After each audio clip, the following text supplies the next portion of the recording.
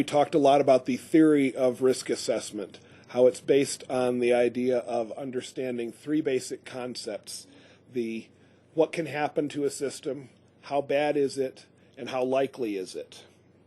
We've spent a lot of time talking about the theory of risk assessment and the theory of presenting that information to decision makers.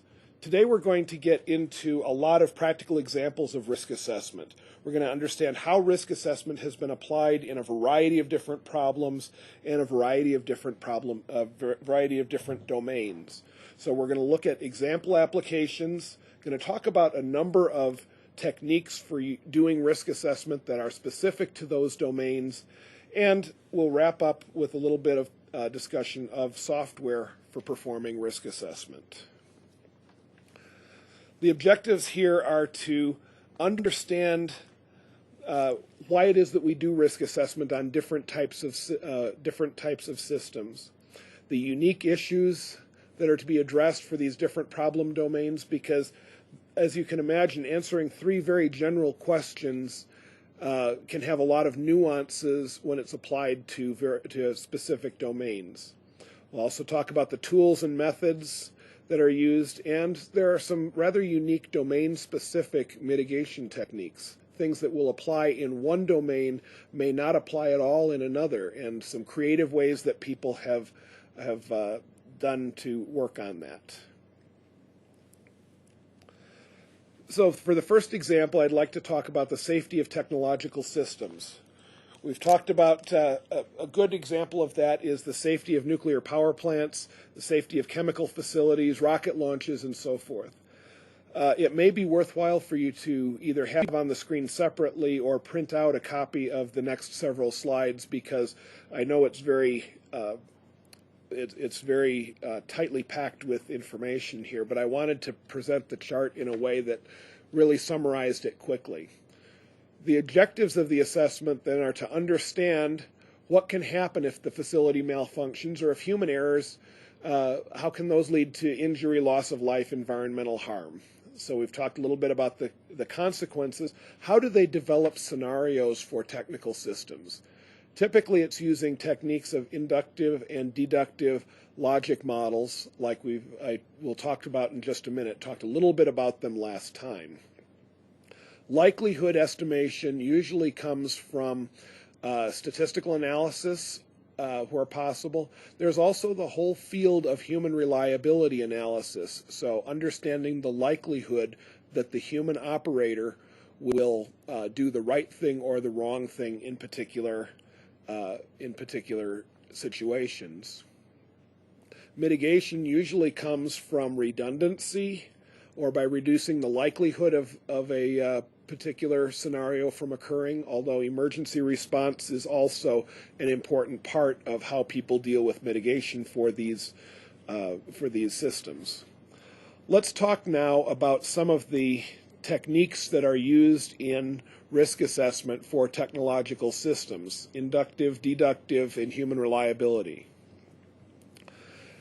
One method that's used for understanding these systems is an inductive method, event sequence diagram or event tree analysis. I've put up an example of an event tree and an event sequence diagram on the slide.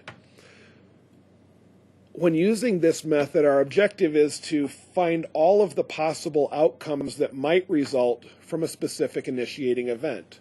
So we have an event that we suspect might lead to the consequences we are concerned about, and we're trying to look through the sequence of events from cause to effect to understand what all of the possible outcomes are. We start with a single causal event, and then we find the possible effects of that one small causal event. And we work through developing that from cause to effect for each one of these small causes until we have gotten to to understand whether or not that particular pathway, that particular scenario can lead to consequence. Completeness, which is very important for risk models, as we discussed last time, depends on how complete we are in our assessment for each individual event in the tree. The method for developing an event sequence diagram or an event tree is very much like developing a flowchart. We start at the beginning, look at the different options that are available, what might happen as a result of each event, plot that down, and continue recursively until we're done. This has been applied extensively for rocket launches, nuclear power plants, and many other applications as well. A simpler method of inductive reasoning is failure modes and effects analysis and its close cousin, hazards and operability analysis. Here, instead of building a tree, a large tree possibly, of possible outcomes, we're looking at causes one by one and trying to understand the most likely effects of those. So we don't have combinations of effects like we did for an event tree. Instead, we have causes leading to effects that we can understand and document for those who are trying to manage risk. Typically, we're looking for single points of failure with these types of analysis. Failure modes, effects, and criticality analysis, FMEA, FMECA, we postulate the occurrence of a failure within the system and then look for its expected outcome. And we do this then for all possible components in all system states throughout the entire system. So our completeness comes from this completeness in being systematic about how we postulate those failure modes, that we look at every component in every state. Hazards and operability analysis is similar, but it looks at the operating conditions within the system and postulates off-normal operating conditions. So we might look at all of the temperature set points in a facility, or all of the pressures, or all of the materials that are supposed to be in a system, and say, what if this pressure were twice as high or half as much? What if this undesired material was in the middle, in this place where it's not supposed to be? What would happen? Again, we're looking one by one through all of the different set points, all of the different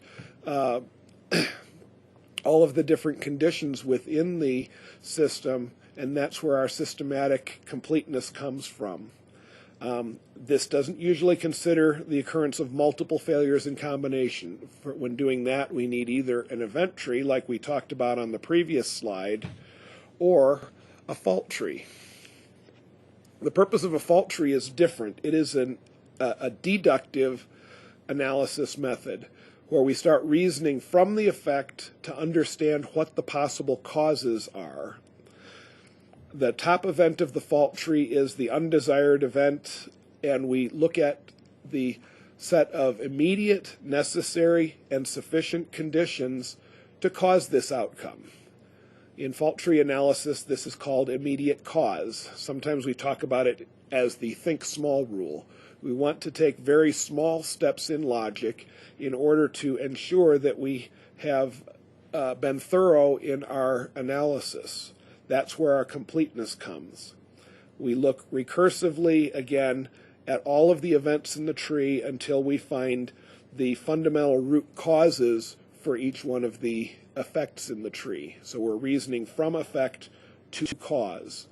And a key insight from fault trees comes then from combining the different events within the tree according to the logic that's in there, the ands and ors. So we will have some situations where we say the light cannot come on because the power has failed to the light or because the light bulb has burned out.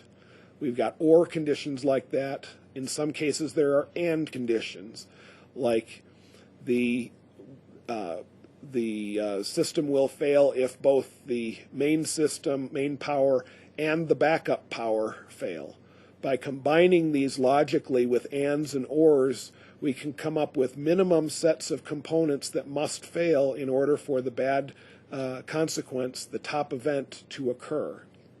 These insights are key then for developing scenarios, because each one of these sets of failures, which is called a cut set, represents one scenario by which the top event, the bad thing, may occur.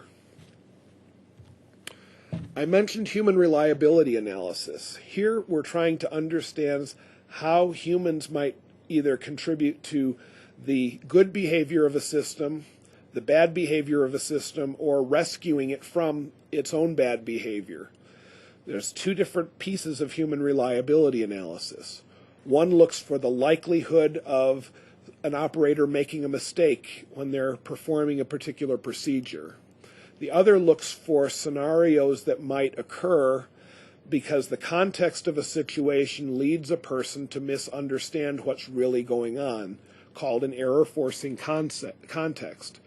So if the displays for a plant read out a particular set of values and the operator looks at those, makes the wrong judgment as far as what's actually going on in the plant, and then takes the wrong action, that would be called an error-forcing context.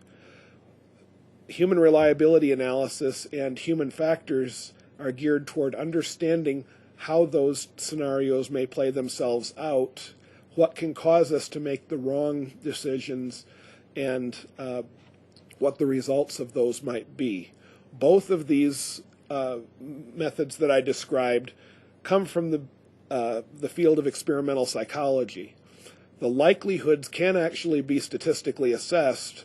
So if we look at simulator exercises or actual work conditions, we can understand how likely particular sets of events are, particular errors.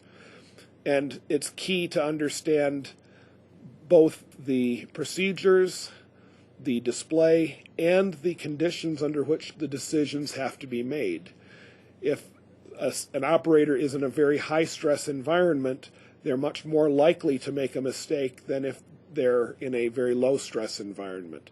So all of these pieces go into understanding the likelihood of a particular human action contributing to a bad scenario. So let's look at an example of a risk assessment that was done where some unintended consequences actually occurred. The Union Carbide plant in Bhopal, India in the 1980s released methyl isocyanate and killed many people. And there were a number of things that contributed to this, but they had done risk assessments for it.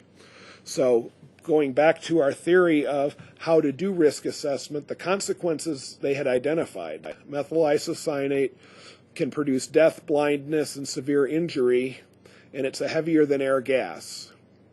They looked at a number of scenarios, including failure of the cooling equipment and leakage of methyl isocyanate to the environment.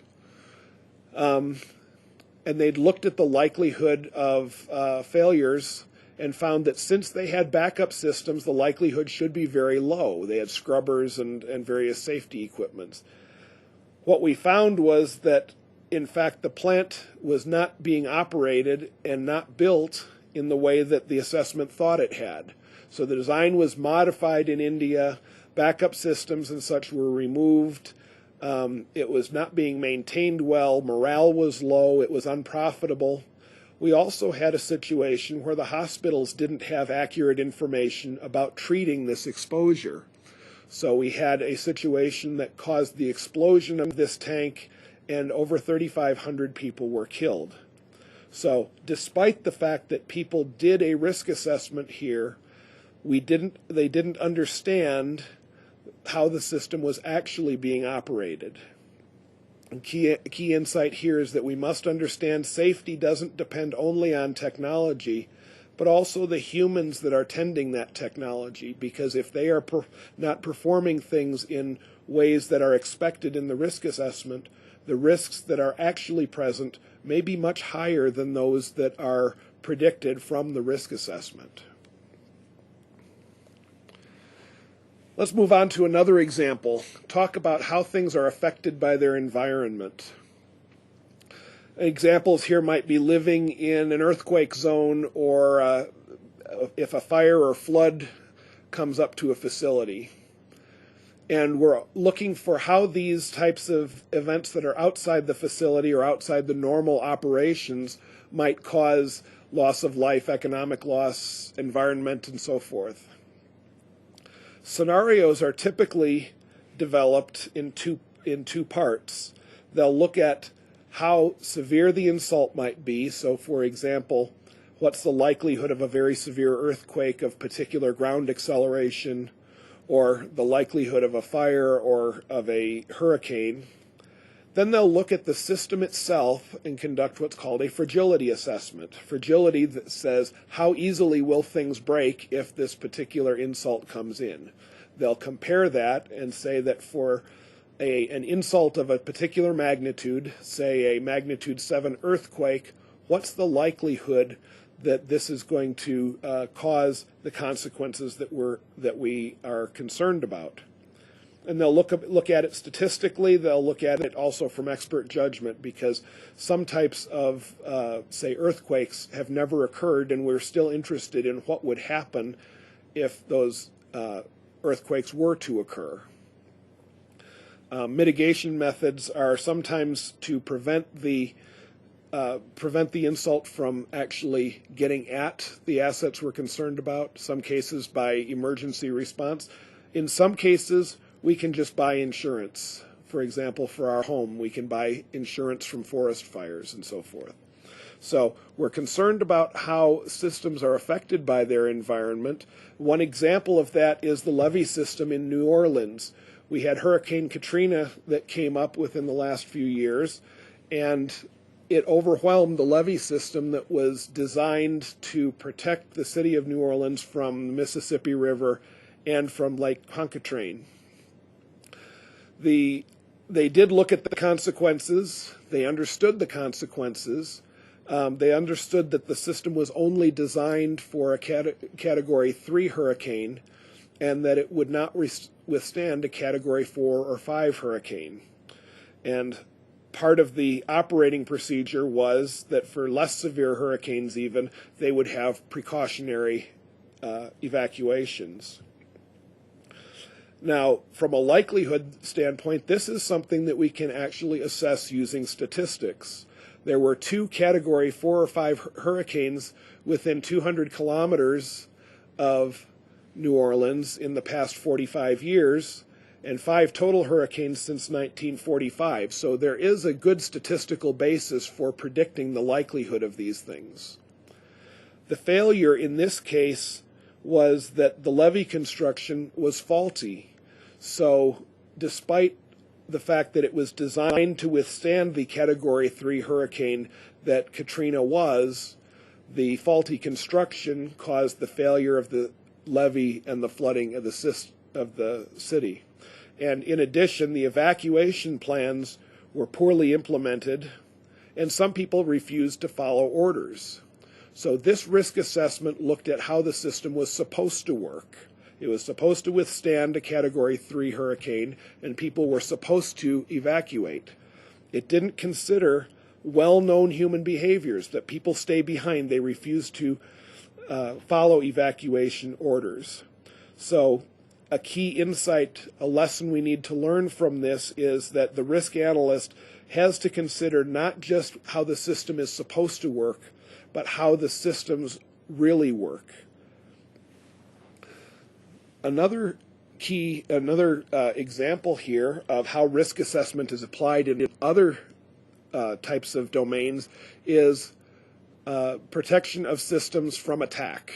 So we have systems that are attacked possibly by malevolent adversaries, people who want to do damage, steal something, and so forth.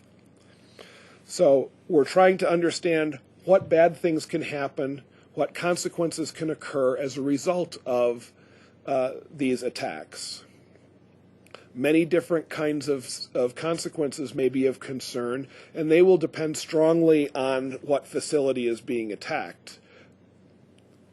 But the characterization of scenarios has to do with, first of all, understanding what kinds of adversaries may present themselves to perform the attack. looking at the paths that those adversaries may take when performing that attack, and then looking at the likelihood that the defenders can be successful at thwarting the attack.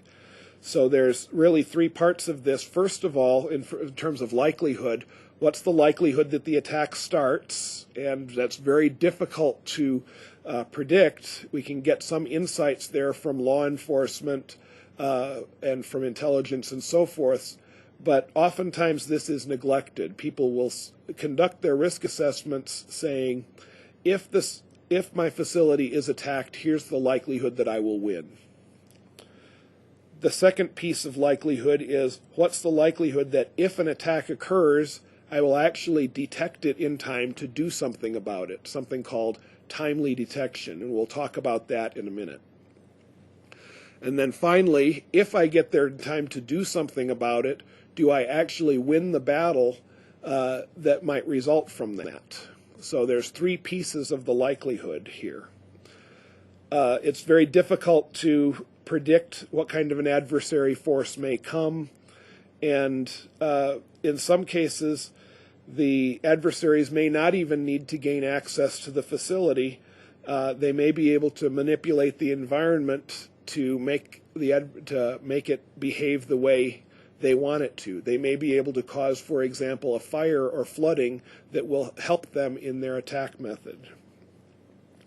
These types of risks can be mitigated through deterrence, which is very difficult to quantify, but typically people worry about reducing the vulnerabilities and reducing what's called the attractiveness of the target, or in other words, making it so that there's not a target there that will cause consequences that I care about anymore.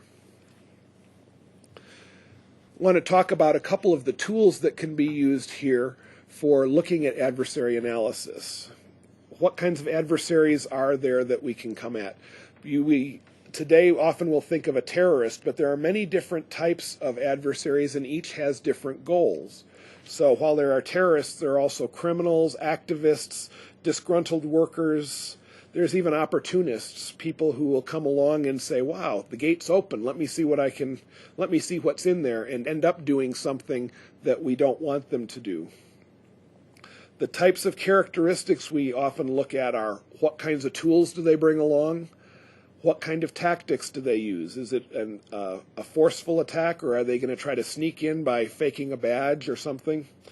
Why are they attacking? Do they want to simply send a message? Do they want to get in the newspaper and on TV? Or are they looking actually to cause harm to people? Or are they simply trying to embarrass your company? So why are they trying to attack, and what are they willing to sacrifice? If they're a terrorist, they may be willing to die for the attack. If they are trying to cause bad publicity, probably not. So we need to look at this variety of different characteristics of adversary and understand that these are going to vary across the country. So what is a worrisome adversary in one part of the country may not be a worrisome adversary in another part of the country. Understanding which adversaries we need to defend against is very difficult, and it calls for consultations with local law enforcement to understand what kinds of adversary groups actually exist and what their objectives are. We may decide to do nothing or even just buy insurance if we have a facility that qualifies for that. We may decide that we have to defend against a very severe adversary if we have a facility like a nuclear power plant where catastrophic types of consequences may occur. Deterrence and pre-attack detection are both very related.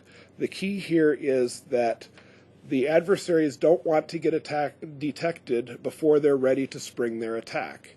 So if we have ways of detecting them before the attack, such as detecting them purchasing weapons, rehearsing attacks, and so forth, we can actually prevent the attacks from occurring because they will decide it's not worth the risk to actually accomplish the attack. So we can, if we raise the stakes for the adversary in their planning exercises, we can reduce the likelihood of the attack.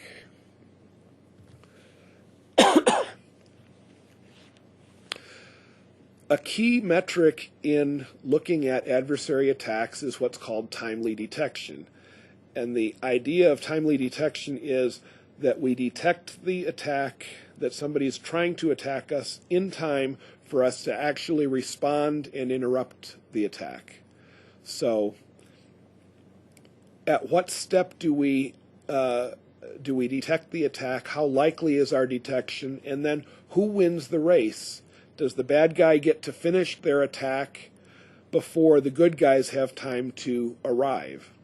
As you can imagine, the time it takes an adversary to accomplish their task will vary depending on the path they take to the target. So we have what's called path analysis using the diagram that you have on the right, adversary sequence diagrams, to understand all of the different pathways that an adversary may take. We can look at, on a barrier by barrier basis, those are the small blocks there, to understand how long it takes to defeat that barrier and what the likelihood of detection is while the adversary is working on that. So if we have a door, it takes a certain amount of time to open that door when it's locked, to breach it, and there's likelihood that we are detecting them when they're doing that. We can then look across all of the different possible scenarios by exhaustive search or by ranking, by automated optimality searches, to look for the most vulnerable paths, those that would be best for the adversary to use. And we can focus our mitigation options on interrupting those paths. We may also decide that those paths are adequate, that the means we have in place are adequate, and we don't need to do any mitigation. Another key part of understanding what's going to happen in a security setting is understanding whether the response force or the attacker force is going to win the battle. So if we get there in time to actually try to neutralize them, in other words, before they have completed their attack, there's one more step. We need to actually successfully neutralize them. If we can't neutralize them, they get to go back to performing their attack and they win. There are a number of tools for simulating battles, ranging from actual combat exercises to simulation software. And the objective here is to try to figure out the probability that the response force will win. This is very difficult for a number of reasons especially the ones I've listed on the screen. As a result, neutralization probability estimates are very often heavily dependent on expert judgment. We've talked now about the pieces of performing a risk analysis for a security situation. I want to talk a little bit more about how we go about that. I showed you part of this graph before related to just risk assessment in general, starting with a consequence assessment. What are the bad things that could happen at a facility? Using those to derive scenarios. And for things like earthquakes, broken equipment, and so forth, we're concerned about how can this occur and how often it can occur. And you can see it's an iterative process. When we come up with risk and are able to assess it and manage it as a result of that exercise. When we talk about malevolent human acts, life is more difficult. And the three questions we've asked before take on a slightly different hue here. What can occur gets reformulated as, what can occur gets reformulated as, could an adversary cause this to happen if they wanted to, and if so, how? The how often or how likely can get reformulated as, is there an adversary out there who would want to try to make this happen? And you'll notice that the arrow back to consequences is double-ended. Especially the bottom box, would somebody want to do this if they could, strongly depends on how much consequences they believe they can achieve by carrying out the scenario. So we no longer have a simple feedback loop, but we have a strongly interdependent analysis, which makes security analysis particularly difficult.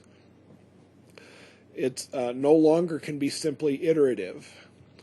The also factoring into this is that an attack on a particular site or target doesn't just happen in a vacuum. We can't ask the question, how likely are they to attack me, without asking the question at the same time, is there somebody else that they would like to attack even more?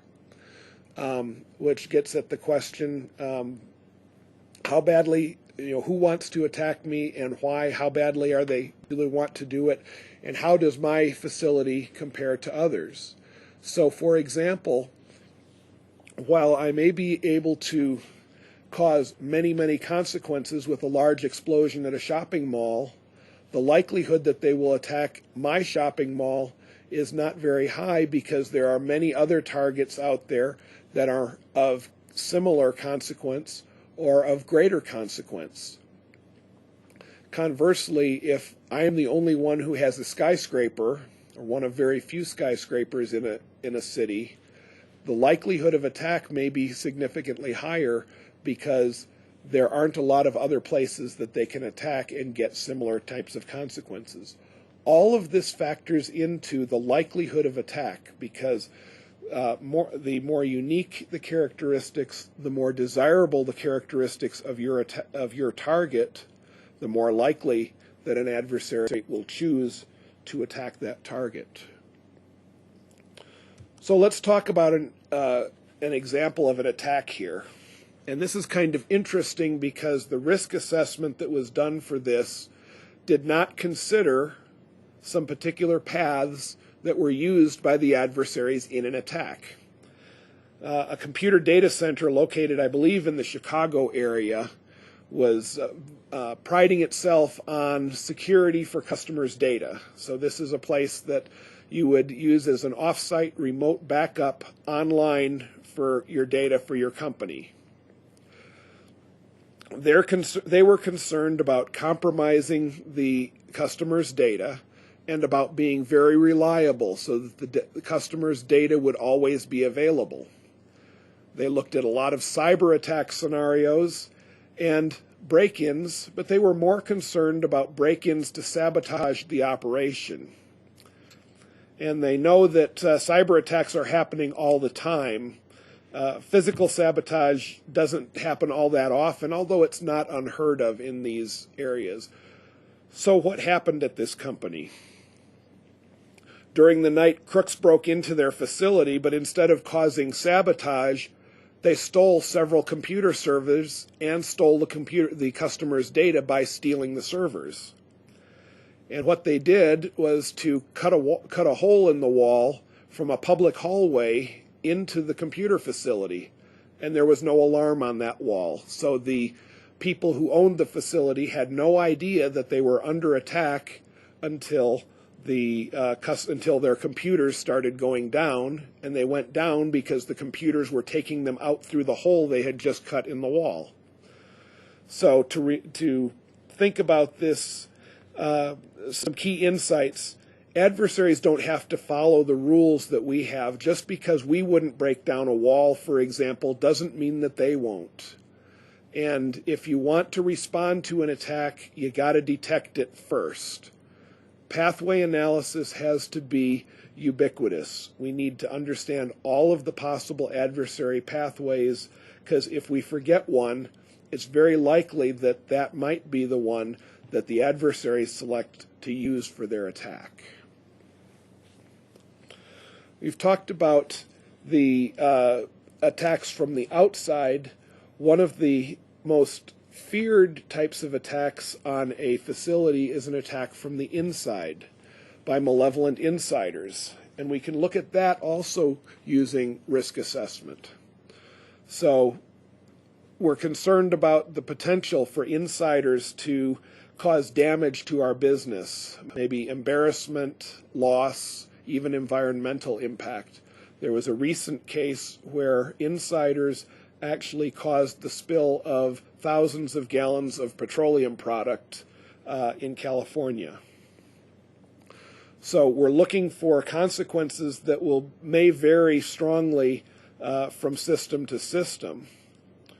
But in terms of scenarios, we're concerned about potential targets for theft, sabotage, and destruction, and we're going to evaluate those on the basis of what kinds of knowledge, access, and authority that different types of insiders have, because they will manipulate the system, they'll manipulate you based on knowledge they have, the access they have, and the authority they have. Oftentimes these are done by impersonating the adversary using a red team. Likelihood is very difficult to assess for these, but we can look at the different steps that the adversary would have to take in order to accomplish the attack. Let's look for a minute now at what kinds of characteristics there are for insider adversaries. Motive, means, and opportunity are three words that are used a lot when addressing insider adversaries. Motive means why an insider takes their actions. We have some control of them of whether or not we hire them if they're malevolent when they start out by pre-employment screening. But there are many ways that an employee might turn during the time of their employment, whether it's revenge or financial problems, new beliefs. In some cases, it's simply the thrill of being a spy, and it's often hard to tell whether the individual actions of a person are really malevolent or whether they're just legitimate activities. Means, in some people's jargons, would refer to having someone who is egging them on to accomplish this. This is especially true in the area of espionage. So if I'm trying to take data as an insider from a company or a government to give it to somebody else, who is the means by which I transfer that to the people I want to have it? But regardless, means and opportunity deal with how the insider operates. So what knowledge do they have? What access do they have? What authority do they have? And authority is especially important because the insider may be able to tell others to perform rather routine tasks that are actually part of the attack they are trying to accomplish. So knowledge, access, and authority are the tools of the insider. And we must remember that there are many different types of employees, each with different characteristics of knowledge, access, and authority. So what will work for one insider as an attack method would not work at all for another, and we need to look at each type of insider separately according to whether they the degree of knowledge, access, and authority that they have. Let's talk about the types of insiders and the types of insider attacks, because there are some different types of attacks here than one would think of in the traditional outsider attack. Usually when we think of an outsider attack, we are thinking about somebody coming in abruptly, breaking in, doing something very quickly. For an insider, there are a lot of different types of attacks that don't fit that mold. We may have passive insiders who are only providing information. They're providing information on how the security system works or what might be the advantageous paths, but they're not actually participating in the attack. You can also have, obviously, people who participate in the attack either by passive means such as leaving a door unlocked, or by violent means such as being part of the attack group themselves. So different types of attacks from insiders or different types of participation require different types of mitigation. An insider may also be able to accomplish things over a long period of time, and that shows itself in two different ways. One is discontinuous actions. I may perform the steps in my attack over a very long period of time as I have the opportunity to do so. So that discontinuous action can result in a successful attack without being detected. The other is through protracted theft. If we steal a little bit every day, we may end up with a lot at the end. Many years ago, Johnny Cash had a song about exactly this kind of an event happening at an auto factory. An auto worker would steal one piece of the car every day in his lunchbox and take it home. And after a few years, he had enough parts at home to build an entire car. And it was a silly song, but it's something that has a strong message for us protecting things, and that is that stealing a little bit over a long period of time, sometimes you can do a lot of damage and not be detected. In terms of attack methods, really the nightmare scenario for the defender is collusion. Collusion with outsiders, so the insider does things to make it easier for the outsiders to attack, and collusion among insiders, having multiple insiders involved. And this seems like it would be uncommon, but in fact is very common, especially in financial crimes. And if you look at the reference I have down at the bottom there, it is a look at insider crimes in a number of years ago. And they came to the conclusion that in most insider crimes that are financial in nature, you have multiple people involved in pulling off the crime. So just protecting yourself against a single insider adversary and what they can do to you by things like requiring 2 signatures or 2 people to be present doesn't necessarily protect you against insider kinds of crimes. So let's talk about, in this case, an example of where people did something very well to prevent insider attacks. A diamond mining company needs to process their ore to separate raw diamonds from worthless aggregate. What they've done is to develop a process that's mechanized, completely free of human contact from the time that the ore goes into the machine until the diamonds come out the other end. They're very conscious about the potential for insiders to steal the diamonds, possibly also coercion of employees. So they looked at all of the access and authority that their employees had and found a way to eliminate all access except at the very end. Now, embezzlement is very common, so if people had the opportunity to steal, it would possibly be a very high likelihood event. By using this method, the company has really prevented most insider theft. There's very few people that can actually steal anything from this system.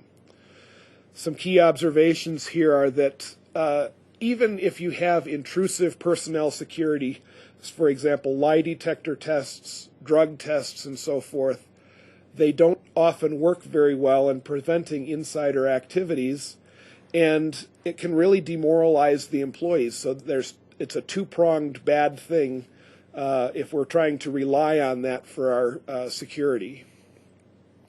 Oftentimes the workers will trust each other, so things like two-person rules and so forth don't work very well in preventing insider activities. So if we want to remove the opportunity, that's oftentimes the best mitigation for insider activities. Another piece of the security puzzle is things that are affected by cyber control, and this can be either a security or a safety issue. Things that are controlled by computers, I don't mean the pun, but have a mind of their own. They can do things that we don't intend them to. So we need to understand from a risk assessment perspective the consequences of people messing with or of errors in the computer systems. So the consequences will be dependent on what kind of facility is being attacked or is being run by the computer. It could be a utility system where we would have outages. It could be a financial system. It could be a security system. But whatever the basis by which the computer is controlling things, there is consequences for its failure to act properly. Scenarios are, in this case, mainly developed by attack trees, which are kind of like event trees, and impersonation of the adversary, or a red team. We can look at the span of control for a particular computer or network. So arguing that failure or compromise of a particular node might lead to the compromise of everything else on that network. Now look at how far is that reach to understand what the potential consequences actually are. Very difficult to understand the likelihood for these. We can look at it from the perspective of what it's attached to. If it's separated from the internet or if it's on the internet will make a great deal of difference on that. There are some special concerns related to systems that are under cyber control. You've heard a lot in the newspaper about denial of service attacks. In this case, the objective is not to destroy something, but rather to make it so that it no longer does what you want it to do. So if I've got an internet commerce website, if I can prevent people from actually using that to buy stuff from your internet store, I have caused you a consequence. So denial of service attacks are a unique feature for things under cyber control. There's the mitigation methods in most cases have to do with reconstituting the system, so error recovery, separating it from the internet, and just using best data practices in order to try to prevent people from accomplishing an attack. Hybrid scenarios, though, are an important thing to think about here, where you have a physical and a cyber error coming together to cause a consequence that is worse than either could maybe achieve separately. And the example I've picked here is a dam that was destroyed about a year ago because of a cyber malfunction. The cyber controller was supposed to shut off the flow of water into the dam. This is a power plant that uses hydroelectric to water from this dam to produce hydroelectric power. We had the controller fail, which caused the dam to overflow, and the flow of water over the top of the dam eroded a channel in the dam and caused the release of over 1 billion gallons of water in less than half an hour. We had a cyber malfunction that exacerbated a physical consequence here. We can have hybrid cyber-physical scenarios that are for safety. We can have hybrid cyber-physical attacks. The key point here is that our risk assessment is incomplete if it doesn't look at the combination of physical and cyber in the same scenario. A good example of that from the movies, to drive the point home, we talked about it from a safety perspective with the Tamsok Dam. From a security perspective, we can think of the movie Ocean's 11, where we had a group of casino operators who had a joint underground vault that had extensive physical and electronic security. We had a team of thieves that messed with the electronic security system in order to get access to the vault. They, in essence, fooled the cybersecurity system into believing that no attack was going on by playing back video as though there were no attack going on, when in fact the real situation was that the cameras and the video system had been fooled by using a videotape, in essence. Something that's interesting about this particular example is that the attackers didn't directly attack the vault. In fact, they didn't really directly attack the security system. Rather, they posed as maintenance personnel, went in, did what was believed to be routine maintenance on the electronic security system, and while performing that maintenance, installed the stuff that they would use later in their attack. So humans who rely on computers or electronic instrumentation can be manipulated into doing all kinds of bad things. Either when the data is when bad data is coming in from malfunction of the sensors, or when you're being attacked in that way. So it's not enough to just look at the system that we're working with to understand how it works.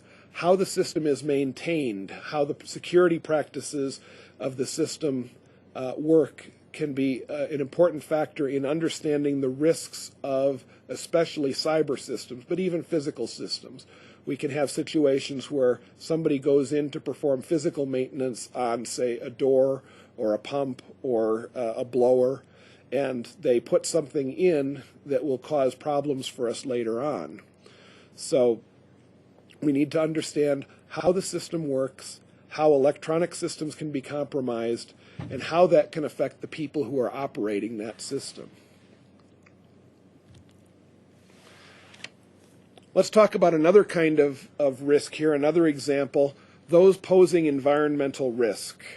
So we're talking here about things that might cause contamination to the environment and other types of environmental harm, such as radioactive chemical disposal and so forth. Oftentimes, we can come up with an idea for what the consequences are by looking at the magnitude of the contamination. Scenario development here is often very simple, just looking at how do the barriers get breached, other types of methods that are typical of the safety assessment. What's a little different here is we're looking at how this material might be dispersed to the environment, either in the air, say a cloud of toxic material, say chlorine, or as a plume in the ground, which might get access to the groundwater. So we're looking at how likely is it for the dispersion of this material to go to places where it might cause these health effects kinds of consequences. A specific difficulty in these types of assessments is that there's a lot of uncertainty in these dispersion models. There's uncertainty related to, say, the weather when the atmosphere an atmospheric release happens. So if I release it on one day, it may cause a great deal of harm. If it gets released on another day, it may cause no harm whatsoever. So we need to understand that and look at that range of possible consequences when doing our risk assessment. So the uncertainties can be great. Sometimes the answer is, instead of mitigating the scenario, it's to gather more information to understand whether the uncertainty can be reduced, whether we really need to do anything about it or not. So as an example, let's talk about buried toxic waste. We've had a number of Superfund sites around the country. This is a situation that happened not long ago on the East Coast. Some people built a neighborhood, and ultimately they discovered that they had been built on some old chemical munitions that had been disposed of during World War I. And we had a dilemma here. The munitions were actually there. We could try to leave them in place, in which case they might be accidentally exposed by the people who were working in their yard digging, which would definitely cause consequences. But there's also concern that in excavating these munitions, they might leak into the groundwater, contaminate the soil and so forth, or they might contaminate the soil if they were just left in place and decayed and leaked. So there's a couple of remediation options. One is to dig it up, dispose of it properly. Another is to leave it intact and accept the risk of releases at the site. There were a lot of uncertainties in each case. They did actually dig all this stuff up and dispose of it, and it was quite a lengthy lengthy process.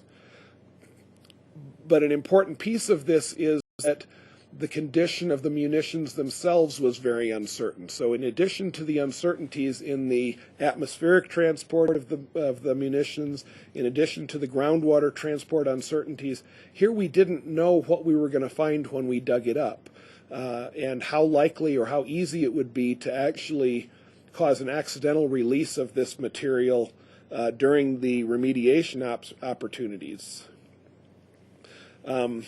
Large uncertainties existed in the consequences. For this particular situation, there was no zero risk option, and delay only makes matters worse. The munitions were decaying over time.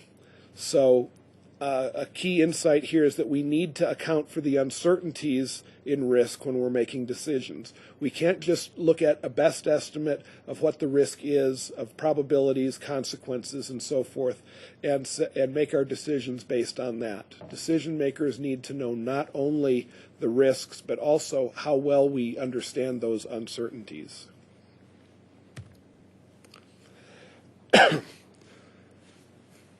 A related set of there's a couple of different sets of risk related to transportation, and when I talk transportation here, I'm talking about it in a very broad sense. So we're talking not only about roads and railroads, but pipeline, electric distribution systems, and so forth. So how do disruptions in these transportation networks cause consequences, be they economic or possibly public safety and so forth? There are, we can directly calculate the costs in many cases. Public safety costs can be much more difficult to predict, especially things like number of accidents that might occur from traffic signals being out of order and so forth. Scenarios for these are typically generated in a relatively simple manner called contingency analysis. It's very difficult to step back and say, what are all the causes of all the different ways that we can disrupt this transportation network? So instead, they'll do an inductive analysis, starting with components of the transportation network one by one, two by two, and so forth, looking for combinations that cause the system to behave in very poor ways. So they'll do a flow analysis in conjunction with postulated failures to identify where the critical nodes and links and facilities are in the transportation system. Sometimes they'll also do an environmental insult analysis, so looking at what are the maximum credible levels of hurricanes or floods, and how would those affect? Because even for roadway systems, there can be significant effect from those external events in terms of cutting off multiple links or multiple nodes in the transportation network. Transportation networks are a little bit of a problem in that they are designed for efficiency during routine operating conditions. And oftentimes, especially in today's economy, any links or nodes in the network that are not needed to support that efficiency are taken out of the network because the maintenance costs for them can be very high. So in order to make something robust to single point and common type failures, we need to have some redundancy built into the system, and there's pressures on these transportation networks to get rid of that redundancy from an economic standpoint. Mitigation is often in terms of increasing reliability and redundancy, but another way to go about mitigating risks for this is storage. So for a water distribution network or a natural gas distribution network, we may be able to store some of this commodity closer to the customer to allow some buffer in case the transportation network further upstream gets compromised. Contingency planning and coordination is also important to planning for emergencies in these situations. Let's talk about transportation in another way now, and that's risks in transportation of hazardous materials.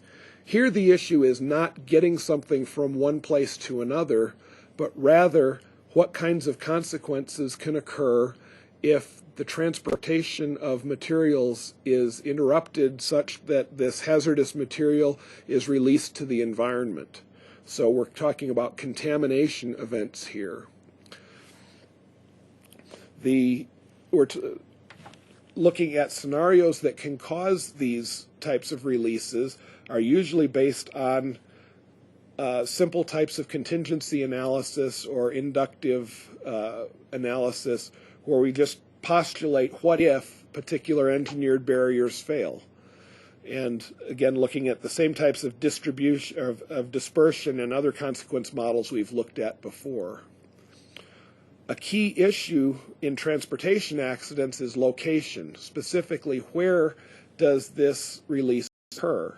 If it occurs on an interstate in the middle of a very sparsely populated area, a release may cause no consequences, whereas the same release in the middle of a city may cause catastrophic consequences. So understanding how consequences vary depending on the location of the release is a key part of understanding the risk in transportation of hazardous materials. So risk mitigation measures for transportation of materials can come in a lot of different ways. One is just to change the routes to avoid transportation through populated areas. And that's something that is being pondered in a lot of ways today. Rerouting of chlorine shipments, for example, around populated areas is under intense discussion. There's a trade-off also between law enforcement transportation of protection for transportation versus anonymity. In some ways, it's good for the shipment to be anonymous as it goes down the road because that makes it less of a target. On the other hand, providing law enforcement protection will possibly give some additional security and some deterrence, because seeing the protection may cause people to reconsider whether they want to perform the attack. In most cases that I'm aware of, an anonymity is important, and you even try to camouflage the law enforcement presence. You advertise that it's there only in print and make it difficult for people to see exactly what it is they're facing, adding uncertainty to the adversary's task. Let's talk about an example now, the rail transport of chlorine, and I've talked about this a little bit in other parts of this course, but chlorine gas is transported as a refrigerated liquid in tankers on railroads and roadways, and we know about very severe toxic inhalation hazards that can occur as a result of those. They have done a lot of scenario development on that, looking at truck and railroad accidents. Also looking at different types of attacks, both close-up, for example, explosives, and standoff, shooting at the tanker. Another type of scenario that they have considered is theft of the entire tanker truck, so that people can, that the adversary could use this elsewhere. Looking at likelihoods, derailment and accidents are well characterized statistically. We can actually go out and look at the information for those. And breaching of tankers for other types of materials is common, so we can look statistically at what happens there. In terms of attacks, we have seen Al-Qaeda in Iraq attempt to use chlorine gas to enhance the killing power of its vehicle bombs. So there is precedent for all of these types of attacks. For mitigation, there have been a number of things proposed, and some are going into effect. Some cities are trying to ban shipments of these materials. Rail routing around these cities is very difficult because there's limited trackage available. Mitigation is an important part of this. Getting emergency responders to understand what they need to do and how they can help reduce consequences is important. But the best mitigation is in some cases to just stop using the material altogether. For example, in many water supply systems 10 or 15 years ago, they would use chlorine gas to purify the drinking water. And so there was a large need for transporting this material around, and there was a large need for storage near water treatment plants. By simply changing the material that they use from chlorine gas to hypochlorite, a bleach-type solution, they're able to completely eliminate the need for transporting large amounts of chlorine gas around, and in that way reduce the likelihood, reduce the attractiveness, reduce the opportunity for high consequence scenarios to come into play. So in some cases, just moving completely to a different material can be the best way to mitigate. We don't need to make the tanker car stronger, maybe, or reduce the likelihood in other ways. But another key piece here is that preventing standoff attack is very difficult. If you're out on the open roads or the open rails, it's very difficult to prevent somebody from shooting at a tanker. And so we need to be able to do that. We need to be able to deal with the consequences of those as part of an effective emergency response program.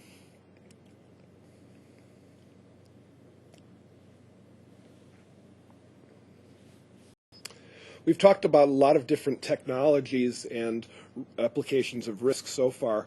I'd like to move on to some things that are a little bit less technology-centric and other applications of risk that you might not think about. One application of risk management or risk assessment is in the field of project management. So for example, for any project or activity, even construction management, we need to understand what the things are that can happen, the scenarios, their likelihood of occurring, and their consequences. So the types of consequences we may look for here, though, are maybe very different from what we've looked at on our previous examples. We're looking for deviations from project plans, from their schedule, performance, cost, and so forth. And then on a less tangible note, things like negative publicity, legal actions, and so forth. The scenario development here tends to be pretty simple. It's contingency analysis, looking at each task in the project plan, understanding what would be the effect on the project if it didn't meet its cost or schedule or performance objectives. Another key area of scenario development here is historical precedent. What has happened for these types of projects in the past? What scenarios have played out, and how can I use them to understand whether my project, what types of risks there are for my project? In terms of looking at likelihoods of these scenarios, there's project management practices, best practices, historical precedents, and so forth. An interesting method that's been used in a number of cases, though, is statistical uncertainty analysis, where we look at generate a probability distribution for the cost and schedule of each task in the project plan, build ourselves a Gantt chart or a PERT chart, and analyze it, including uncertainty, and look at how the critical path of tasks in the project changes depending on whether or not particular cost and performance, cost and schedule constraints are met for specific tasks. Because as you can imagine, if one task goes very long or costs significantly over costs, the critical path may change in the project. So in terms of mitigation, it's, again, typical project management methods here. So how do we limit scope creep? How do we build in things like budget reserve, schedule slack, and understanding how all those things can fit together to make a successful project? As an example, I'd like to give you something that was not a resounding success from a project management standpoint, and that is Boston's Big Dig Tunnel project. They went through and were going to reroute Interstate 93 under central Boston using a very long tunnel. and several tunnels and several bridges here. The consequences of concern were, in the existing configuration, the traffic delays and congestion were becoming unbearable, and from a project standpoint, it was schedule, performance, and cost, like with most schedules, projects. What scenarios were concerned, we don't know. It is worth noting that this was the largest roads project in United States history. So they had to do some contingency planning. How well they did that, we don't know. We also don't know if or how they looked at the likelihoods of these different scenarios here. But a good data point is that in many government-funded projects, the way that you get them funded is by being extremely optimistic in terms of cost and schedule. Then once you've gotten the initial agreement to go ahead, do the project and accept the cost and schedule overruns. And that's happened in the New Mexico Rail Runner, for example. It happens all over the place. So we get the project funded and worry about how to do the schedule and cost later. What happened in this one, though, was just truly amazing. The project finished 7 years late, taking almost twice as long as it was supposed to, cost more than 5 times as much as it was supposed to, and that doesn't even include many of the, quote, mandatory environmental impact mitigation projects, because those still aren't funded. So we have cost and schedule problems here. We also have performance problems, because there were leaks in the tunnel, fraud, substandard materials, there was a ceiling collapse. So this is a really good example of problems in project management risk. Key insight here, though, is that if a project is large and unprecedented in its scope, it's very difficult to predict accurately the cost, schedule, and performance of it. So risk assessment, you have to be very comprehensive and have a lot of uncertainty analysis if you want to do that correctly and accurately. And then secondly, it's a matter of integrity. When we're doing a risk assessment project, we need to clearly state what the risks are to the project, even in the face of peer pressures and pressures from people who want to do the projects. Those pressures will be to understate those risks and overstate the benefits. And we need to have integrity as we go through and do our risk assessment, make sure that the decision makers have the information they need to make the best possible decisions. Another area that's related to project management risk is technology development risks. Some projects are dependent on new technology, and that's a great unknown when you're working on developing the project. So we need to understand whether this technology that's under development, if it fails, if it cannot be developed the way we think it can, how is that going to affect the products that are depending on that, or the performance of the systems that depend on that unproven technology? The typical consequences here are things like losses, economic and delays, and so forth. Very similar to project management applications here. And in terms of performing scenario development, there's contingency analysis. What are we going to do if this unproven technology fails? We can also look at it from historical precedent standpoint. If there have been similar technology development activities in the past, how often have they failed? How have they failed, and how can we learn from that in understanding the risks to this technology? Concerns and such for this are whether or not the technology is going to perform up to expectations. Oftentimes, technology developments are oversold or poorly understood at the beginning, and so we need to understand how that's going to affect the projects that depend on them. And we need to develop contingency plans so that the unproven technology is not going to have a catastrophic effect on, say, a mission or a corporation or a product. There's an interesting application of technology development risk where it's been actually handled quite well. The Mars Science Laboratory is a spacecraft that's going to be launched, they hope, in 2009. And this spacecraft has to re-enter the Martian atmosphere without burning up in order to land its rover on the Martian surface. And the mission planners, the spacecraft designers, wanted to use a new unproven heat shield material in order to minimize weight and improve the performance of the spacecraft. So the consequences here were that the heat shield, first of all, has to be reliable and predictable during all phases of the mission, including accident and emergency kinds of conditions. People need to understand how this material will behave. So scenarios that were considered here were, if the material behaves well, we'll use it, but they also had good contingency planning in that they had a backup material that they could use if this material did not work. The mission would suffer a performance penalty, but it would not be crippling to the mission.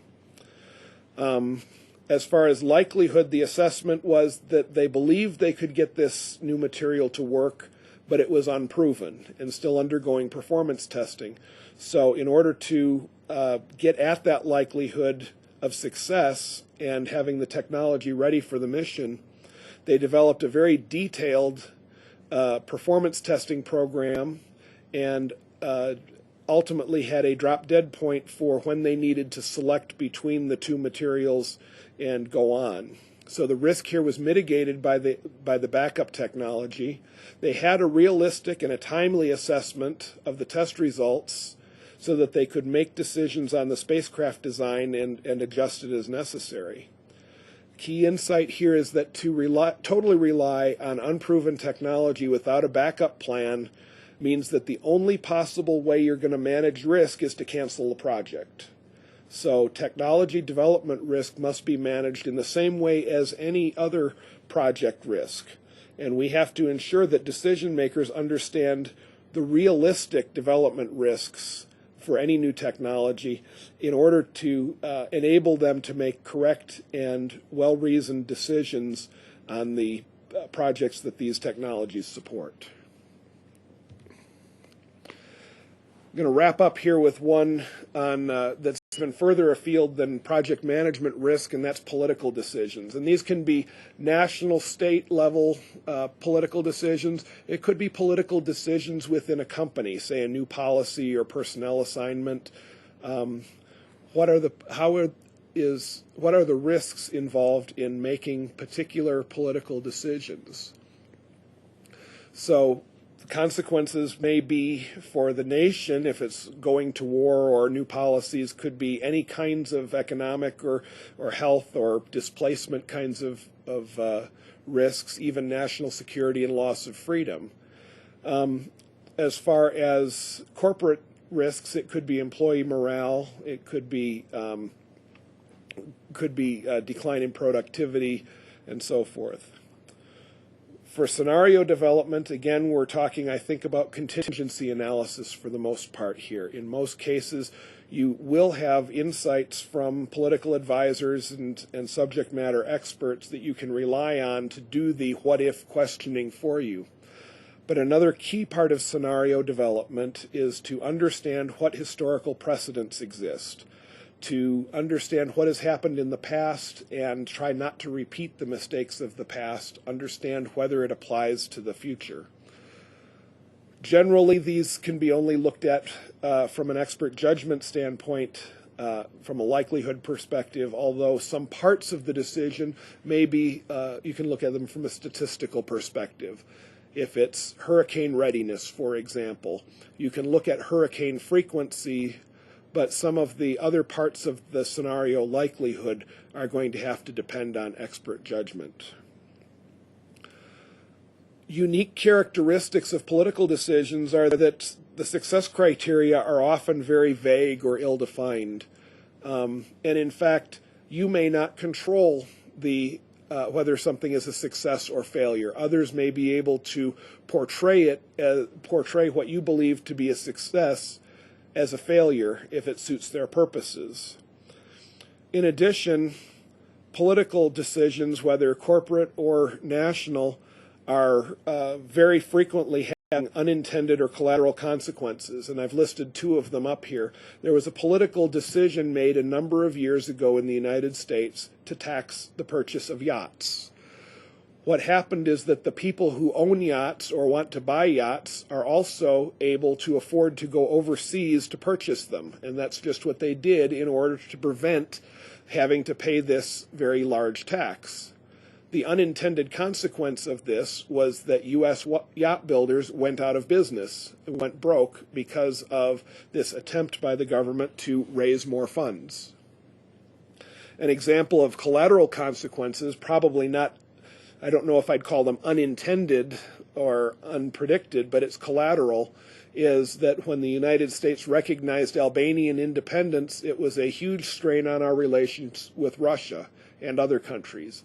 So the consequences that occur as a result of political decisions may be much broader than just the direct consequences that we would think of at first. We need to be very broad-minded as we look at consequences and scenarios in terms of political decisions. Contingency planning is really key here. So I'd like to sum up our discussion of risk assessment and the applications that we've seen here in this lecture. Remember that risk is the potential for realization of unwanted or adverse consequences.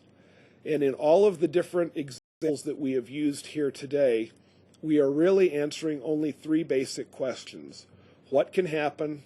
How likely is it? And how bad is it? What are the scenarios? What's the frequency? What's the consequence? You can look at all kinds of different events and domains and technologies using this very simple recipe, and then applying it using the tools of that domain. I want to re-emphasize the fact that risk analysis is a process. It's a mindset of investigation. It's not a cookbook or a checklist. We can't put down on a paper steps from 1 to N and say, I've got a successful risk assessment if I do these things.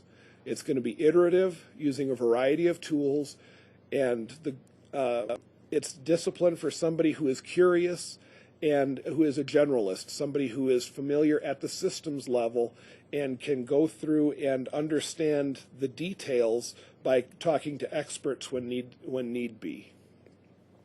Always remember that the goal of risk assessment is management, risk management. That is, looking at the options for controlling a risk and taking those actions, or at least understanding the risk. We're always doing risk assessment to support a decision. We are not doing risk assessment for the purpose of just putting it on a shelf and checking the box and saying we've done a risk assessment. It's always to support a decision as to whether or not the risks are acceptable and whether particular mitigation methods will reduce the risk in a cost-effective manner. Finally, we need to remember the different types of scenarios, consequences, and so forth.